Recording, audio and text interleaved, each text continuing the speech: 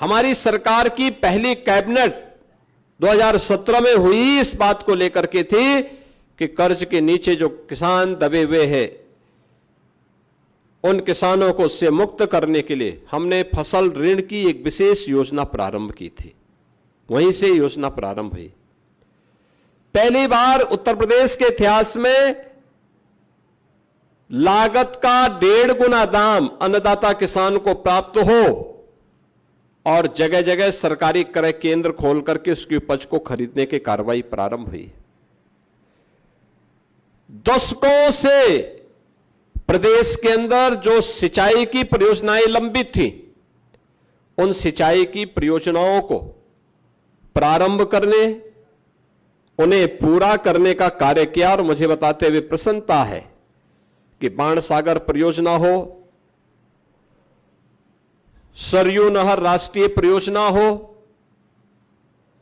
या बुंदेलखंड से जुड़ी हुई परियोजनाएं, इन सभी परियोजनाओं को हम लोगों ने लग करके पूरा किया और पूरा करने के साथ ही 24 लाख हेक्टेयर भूमि को अतिरिक्त सिंचाई की सुविधा उपलब्ध करवाई है।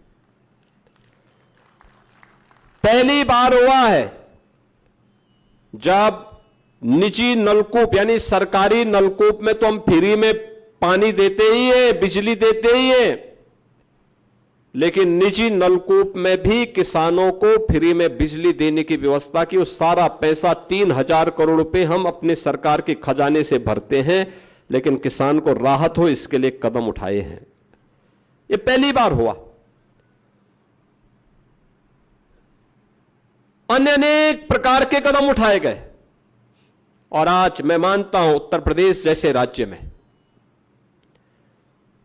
उत्तर प्रदेश देश के अंदर सबसे अच्छी उर्वरा भूमि रखता है।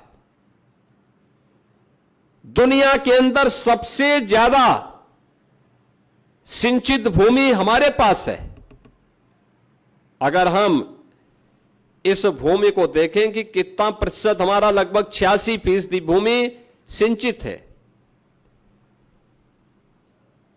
तीनों प्रकार की फसलें यूपी के अंदर आज के दिन पे ली जा रही हैं, रबी की भी, खरीफ की भी और जायद की भी। तीनों प्रकार की फसलें यूपी के अंदर ली जा रही हैं। किसान जहां मेहनत कर रहा है वहां उसको अच्छा दाम भी मिल रहा है। लोगों ने मेहनत करना शुरू किया, अच्छा काम शुरू किया, आज परिणाम भी सामने आने शुरू हुए।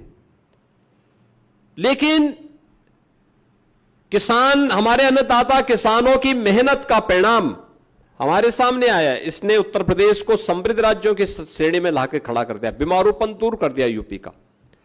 8% से कृषि विकास की दर को लगभग 18% तक पहुंचाने में सफलता प्राप्त की है हमारे अन्नदाता किसानों ने।